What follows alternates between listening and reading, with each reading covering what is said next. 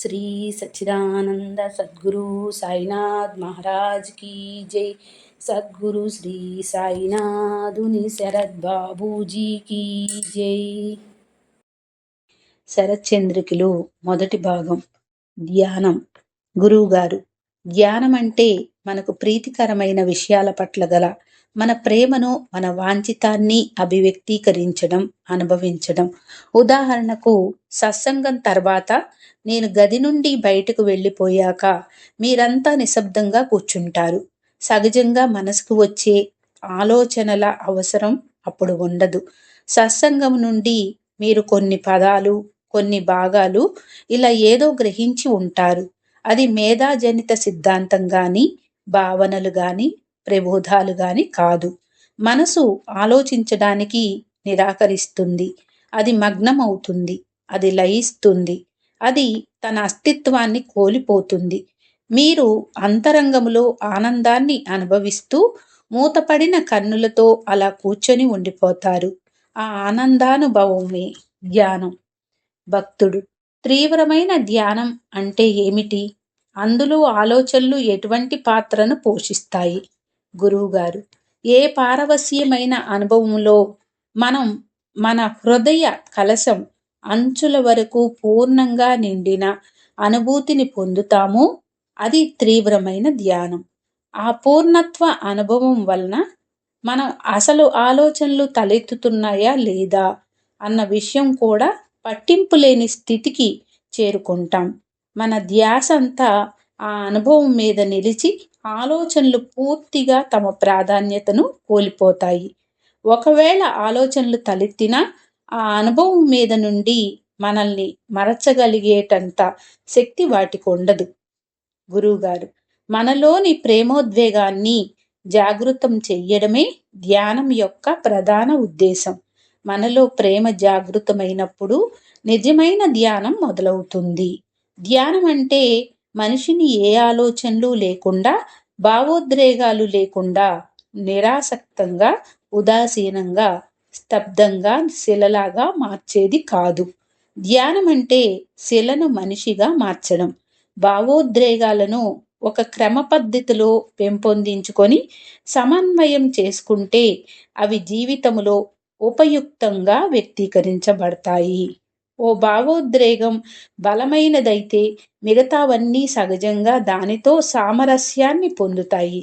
మనసును శూన్యంగా ఉంచుకోవడం ధ్యానం కాదు।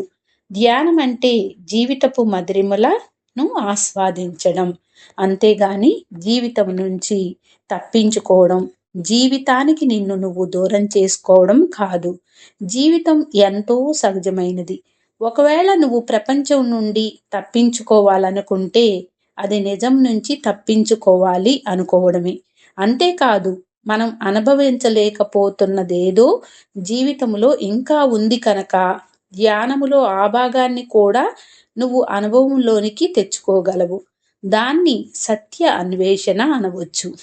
కానీ ఆ అన్వేషణలో మిగతా జీవితాన్ని శూన్యమని, మాయ అని తిరస్కరించవద్దు। అలా కాకుండా జీవితంలో పాలు పంచుకోండి, జీవితాన్ని ప్రేమగా అక్కున చేర్చుకోండి। గురువుగారు: మనలో అస్పష్టంగా ఉండే సంపూర్ణత్వ భావనను విస్పష్టం చేసుకోవడానికి మనం చేసే కృషికి ధ్యానం ఒక వ్యక్తీకరణమైనప్పుడు శ్రద్ధ దానంతటదే వస్తుంది, ఆసక్తి దానంతటదే వస్తుంది। మనకు లక్ష్యం పట్ల ప్రేమ ఉన్నప్పుడు దాని ఒకానొక పర్యవసాన లేదా లక్షణం శ్రద్ధ మందకొడిగా నిరాసక్తంగా కూర్చొని గడియారాన్ని చూస్తూ సమయాన్ని గమనించడం ఇది కాదు శ్రద్ధ।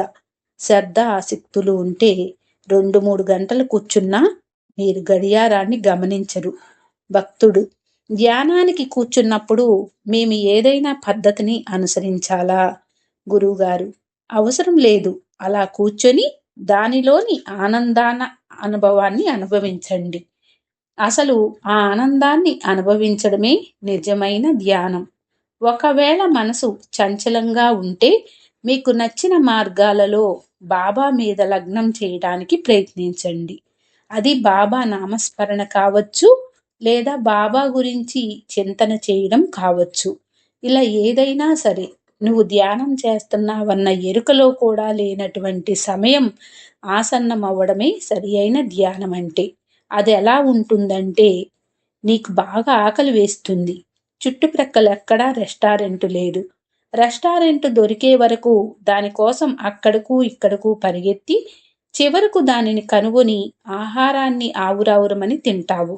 తినిన తర్వాత నీకెలా అనిపిస్తుంది? ఆహా! భలే రుచిగా ఉంది అంటావు. నీకు ఎంతో తృప్తిగా అనిపిస్తుంది. అప్పుడు ఆహా! ఇప్పుడు ఒక కునుకు తీయాలి అనిపిస్తుంది.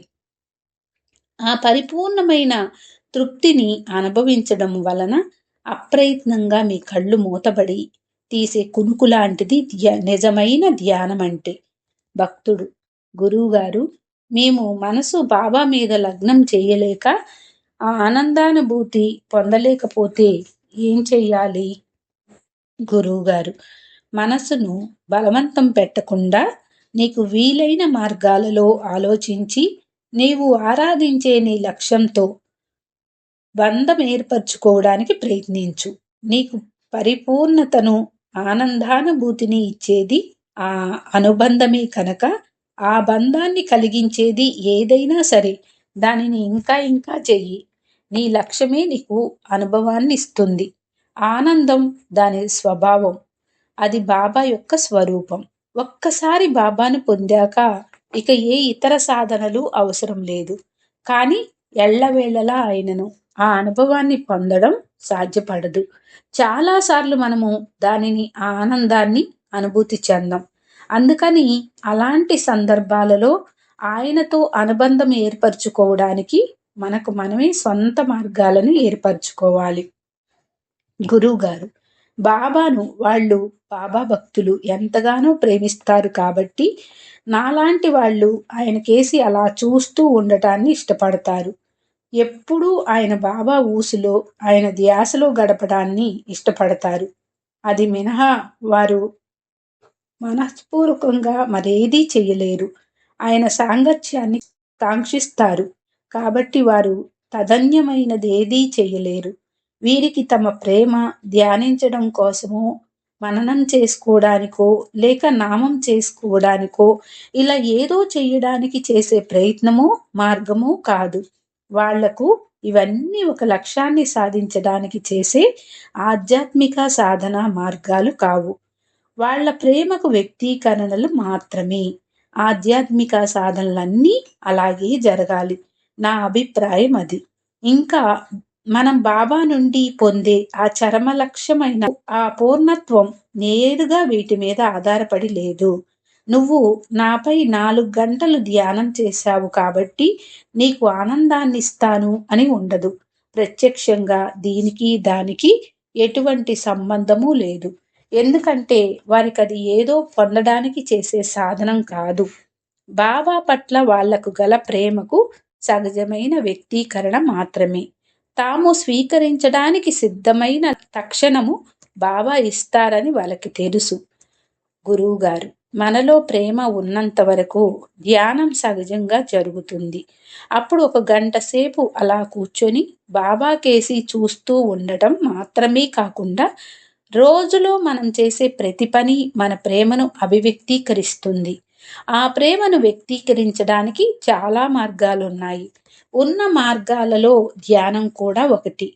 మనం చేసే ప్రతి పని మనలోని ప్రేమానుభవాన్ని వ్యక్తీకరిస్తున్నప్పుడు ప్రతీదీ ధ్యానంలో భాగమే అవుతుంది. గురువుగారు: మీరు దృష్టిని బాబాపై కేంద్రీకరించి నిశ్చలంగా 24 గంటలు కూర్చొని ఉండలేరు కనుక మీకు ఇంకా ఏదో కావాలి. విచలితం చేసే విషయ వాసనలు, ఆకర్షణలు చాలా ఉన్నాయి కాబట్టి శరీరానికి కొంత పని అవసరం. క్రమేణా ఈ విషయ వాసనలన్నిటినీ ఒక క్రమ పద్ధతిలోనికి తీసుకొని వచ్చి చివరకు మనం చేసే పనులు బాబాకు సంబంధించి ఉండేటట్లు చెయ్యడమే దీనికి పరిష్కారం. కాబట్టి ఆ పని చేస్తున్నంతసేపు మనం ఆయన గుర్తింపులో ఉంటాము. ఇంకా ఆయనను స్మరించుకుంటూ బాబా కోసం చేస్తున్నాం, బాబాకు చేస్తున్నాం అన్న సంతృప్తిని అనుభవిస్తాం. మనసు కాస్త కుదుట పడ్డాక మళ్ళీ అలా కూర్చొని వీలైనంతసేపు ఆనందాన్ని అనుభవిస్తాం. కాసేపటి తర్వాత మళ్ళీ మనసు చంచలమవడం ప్రారంభమవుతుంది. అప్పుడు మళ్ళీ కొంత పని అవసరమవుతుంది. ఈ విధంగా చేస్తూ పోవడం ద్వారా ధ్యానము నిశ్చలంగా కూర్చునే సమయాలు ఎక్కువ అవుతూ ఇక ధ్యానం నుండి బయటకు రావాల్సిన అవసరం లేని స్థితికి చేరుకుంటాం. అసలు కదలడమే అవసరం లేనప్పుడు ధ్యానంలో కూర్చున్నా లేక ధ్యానం నుంచి లేచినా అది పట్టించుకోవాల్సిన విషయం కాదు. అప్పుడు రెండూ ఒకటే. కానీ ఇక్కడ ముఖ్యమైన విషయం ఏమిటంటే చాలామంది ధ్యానంలో ఏం చేస్తున్నాం అనే విషయంలో ఎక్కువ జాగ్రత్తలు తీసుకుంటారు. కానీ వెలుపల ఏం చేస్తున్నాం అనే విషయాన్ని పెద్దగా పట్టించుకోరు. వాళ్ళే తర్వాత మేం గత 2, 5 లేదా 10 సంవత్సరాలుగా ధ్యానం చేస్తున్నాం, జపం చేస్తున్నాం, కానీ ఏమీ జరగలేదు అని అంటారు.